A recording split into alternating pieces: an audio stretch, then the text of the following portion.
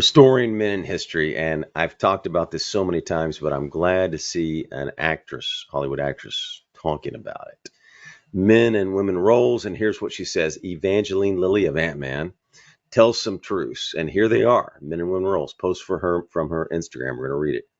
Why are we only applauding masculinity in women and villainizing it in men? Yes. All right. I'm just glad to see a Hollywood actress say it. Emily Blunt talked about this.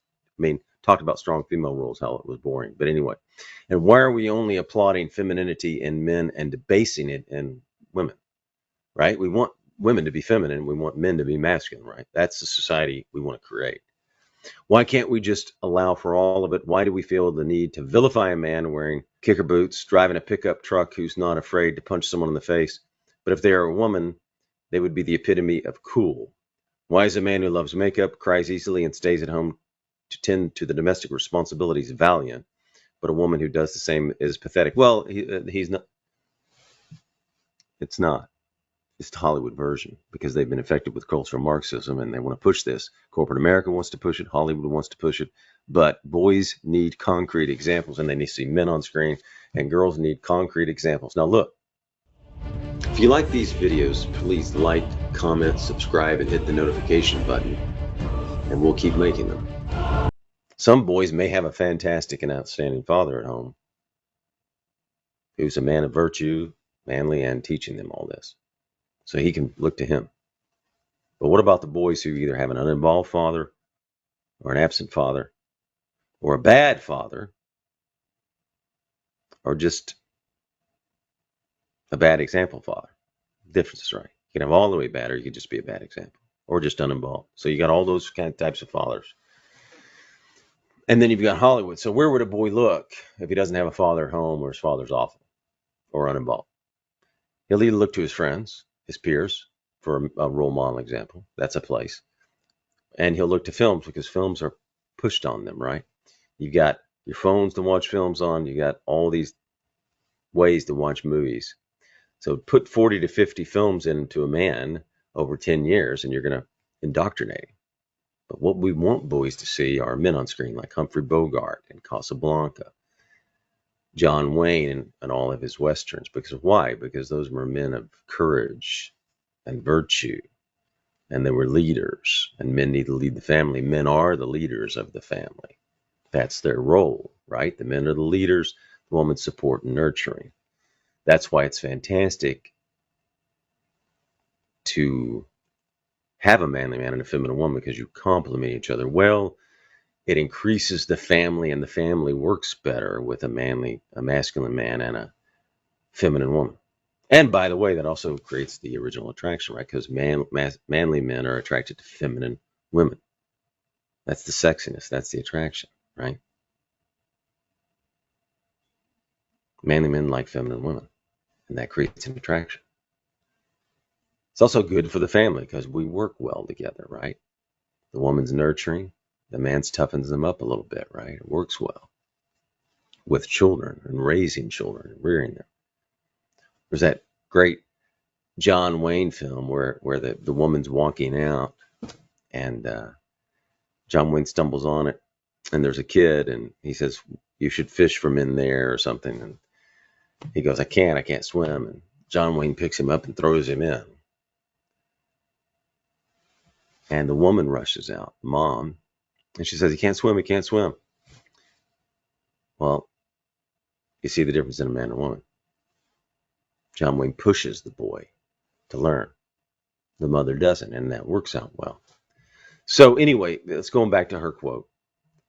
Feminism, Marxism, they got in the cultural institutions, and I'm just glad to see a Hollywood actress say this because, okay, if you don't have that John Wayne character in real life as a father, you can at least see it in a film and adopt his habits. How do boys become men? Boys have to be made into men, right? Girls can become women, but the left and the indoctrination centers, which are colleges and schools and Hollywood, are really going after the children to confuse them. They need direction, not confusion. Encouragement, not confusion. That's what we need from stories. So here's a point. You guys out there, make some films like Jeff, right?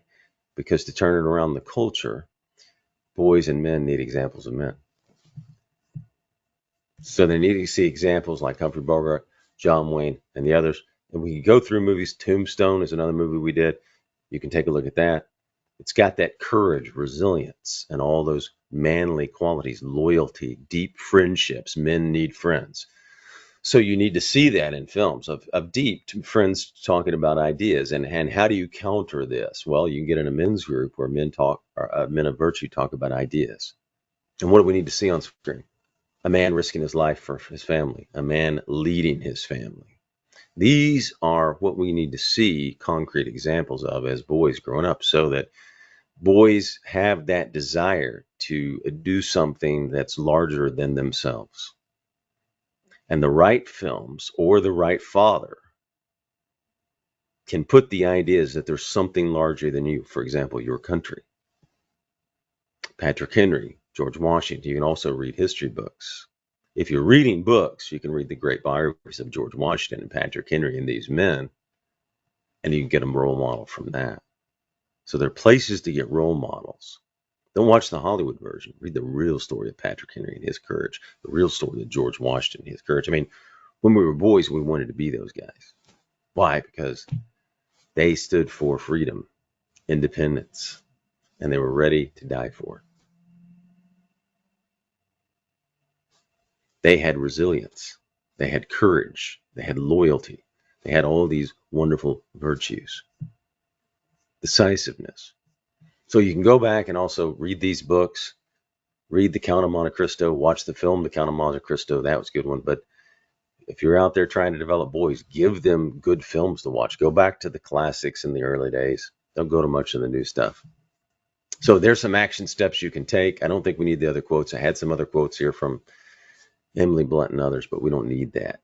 Basically, it's up to you to counter the cultural Marxist in your homes, where you can teach your boys how to be men and encourage them in becoming men.